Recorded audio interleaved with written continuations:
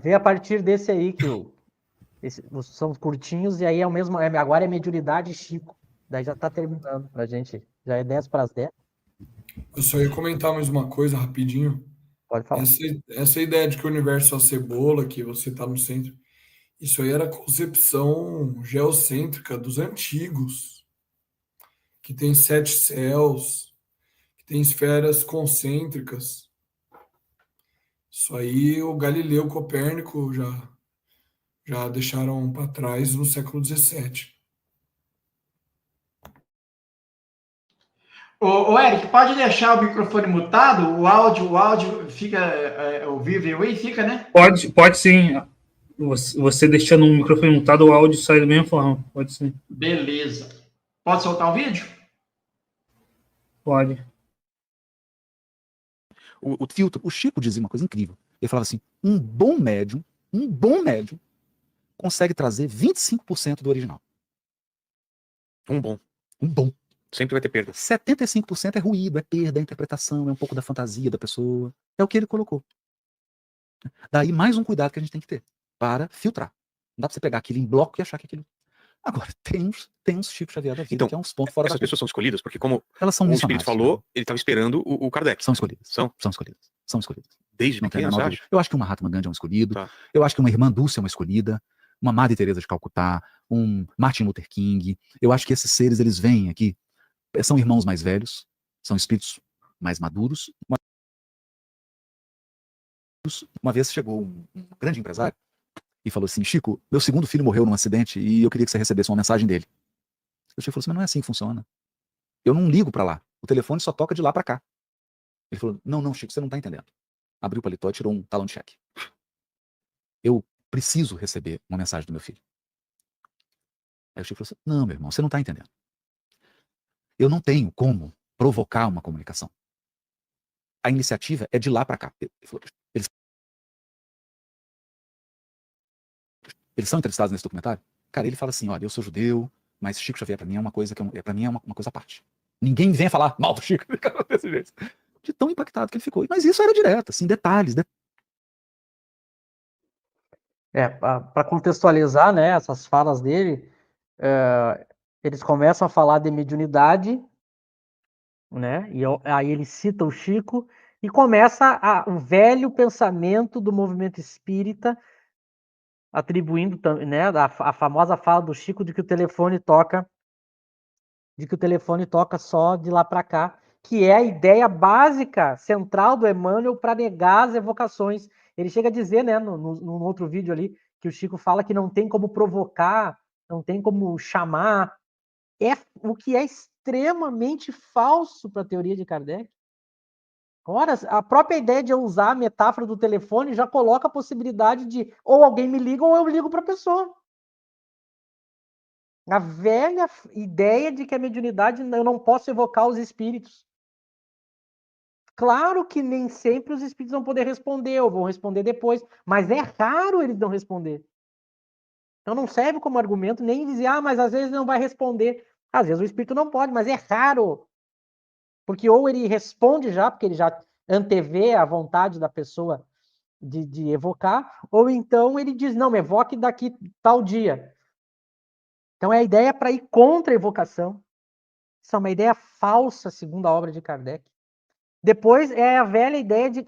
Nota que ele fala do Chico, aí ele coloca, não, são escolhidos. Aí ele fala do Gandhi, da Madre Teresa, do Martin Luther King. O que tem a ver isso com o médium?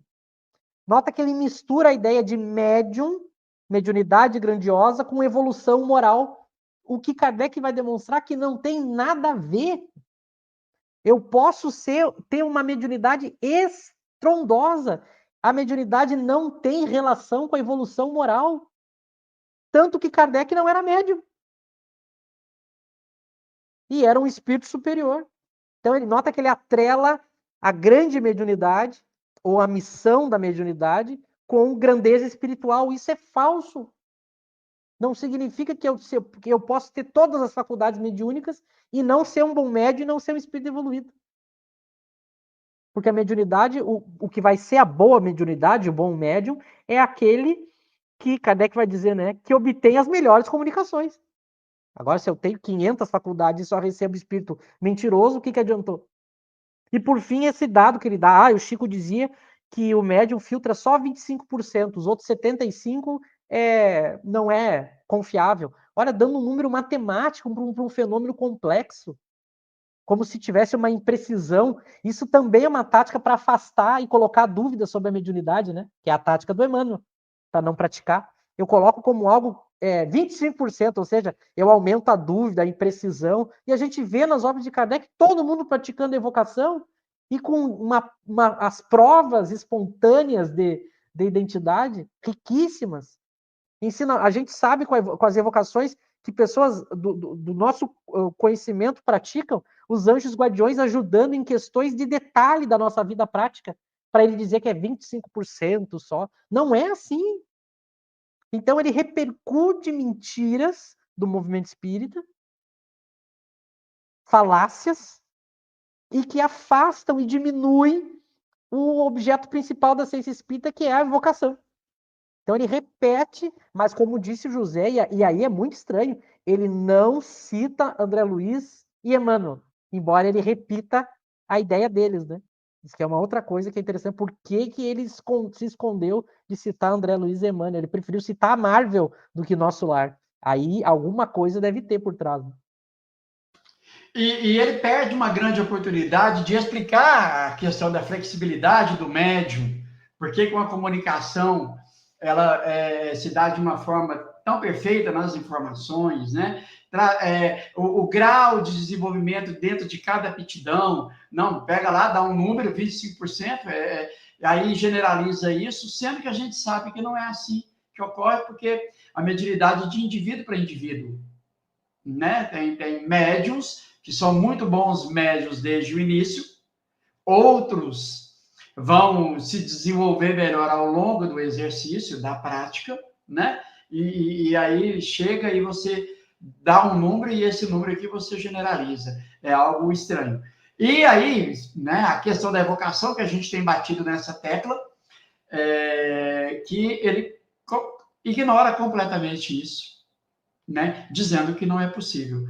E a gente sabe que o Chico, como ele foi dominado, né, o próprio Chico acreditava que era assim, porque se ele não acreditasse, ele faria diferente, ele buscaria saber, né, mas sabendo que a fascinação ela não deixa o indivíduo pensar, raciocinar. Eric, o José. Esse é o caso clássico, né, de um dos principais erros do movimento espírita que a gente conhece. A gente sabe bem, já falamos várias vezes sobre ele nos nossos estudos de quarta-feira, mas o Haroldo ele contribui aqui para se reafirmar e se consolidar um erro, uma coisa falsa, que é a proibição da evocação. Isso é uma pena, era uma grande oportunidade para ele desmistificar isso e mostrar como é que Kardec lidava com os espíritos. Kardec, repetimos aqui, Kardec tem um capítulo dedicado para evocações e ele incentiva que se evoque os espíritos. Então essa história de que o telefone só toca de lá para cá foi uma má compreensão do Chico Xavier. Ele não entendia de mediunidade. Ah, mas era um grande médium, publicou 400 obras. Ele não entendia de mediunidade. Ele era um instrumento de fenômeno, produzia fenômeno. Ele não entendia profundamente como trabalhar bem com a mediunidade. Então o Haroldo está repetindo aqui. Mas o objetivo dele é conquistar a aderência. Então você falar isso no movimento espírita vai passar despercebido, não vai entrar em choque com as pessoas. Então, assim, o objetivo do Haroldo, a gente parece que fica cada vez mais claro que é conquistar público, conquistar audiência. E para você fazer isso, você fala bem de todo mundo. Fala mal de ninguém. Não faz nenhuma crítica. não mostra nenhum problema. Pergunta de Kardec.